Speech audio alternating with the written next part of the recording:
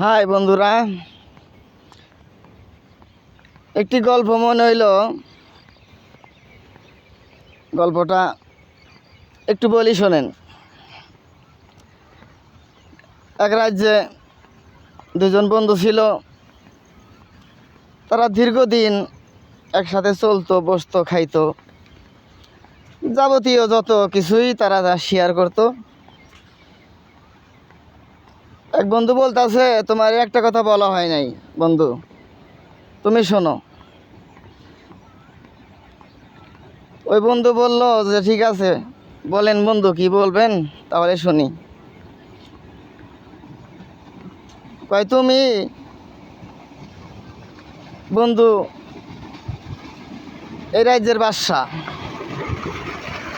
বন্ধু হাইসা বলল যে কোনো কথা হইলো, বাদশা কেমন করে বাদশা একটু বলো। আরেক বন্ধু কাইন্দা কাইন্দা বন্ধুরে কয় যে বন্ধু, তুমি হইল দুঃখের বাদশা। বললাম দুঃখের বাদশা? কই, আমার জীবনে তো কোনো দুঃখ নাই, তা আমি দুঃখের বাদশা হইলাম কেমনে? কয় তাহলে তুমি শোনো। শোনার পরে সে কিছু ইতিহাস বলল যে এই সমাচার, এই কথা, এইভাবে তুমি বাদশা। পরে বন্ধু শুই না, এখন দেখে নিজে নিজে যে আসলেই তো আমি তো আসলেই দুঃখের বাদশা হয়ে গেছি।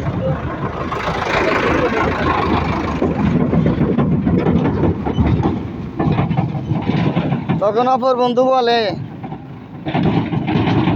কাইন্দা কাইন্দা যে বন্ধু, তুমি এখনোই কান্না করিয়া তুমি কান্না শেষ দিতেছ, তুমি কান্দো না। তোমার এই দুঃখ দেখে আমি নিজে আর সামাল দিতে পারি না, আমার নিজেরও কান্দা রাখতে পারি না।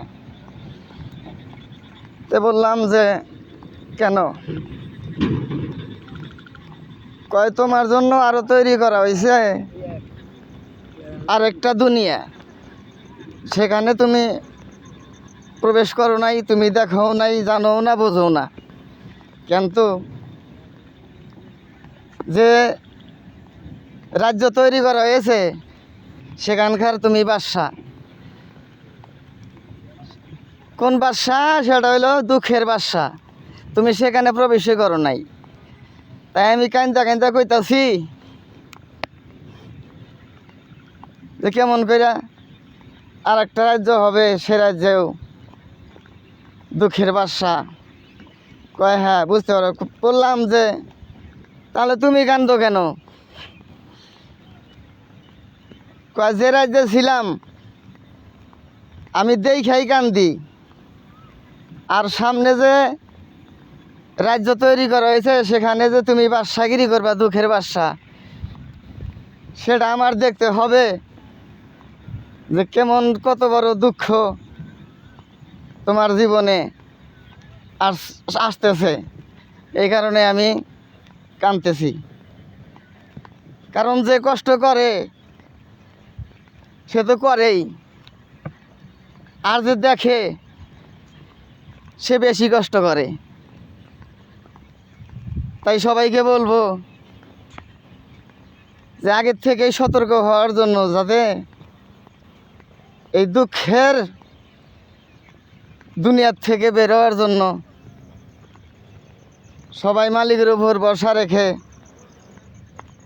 চলেন, বন্ধুত্ব টিকে রাখেন, বন্ধুত্ব নষ্ট করেন না কেউ। বন্ধু হচ্ছে এমন জিনিস যার কাছে নিজের আত্মাটাও জমা দিয়ে শান্তি পাওয়া, এমন বন্ধু রাখেন। এমন বন্ধুই দরকার যে কিনা বন্ধুর দুঃখ দেখে আরেক বন্ধু সইতে পারে না, কান্না করে। সেটাই হচ্ছে প্রকৃত বন্ধু। আল্লাহ হাফেজ।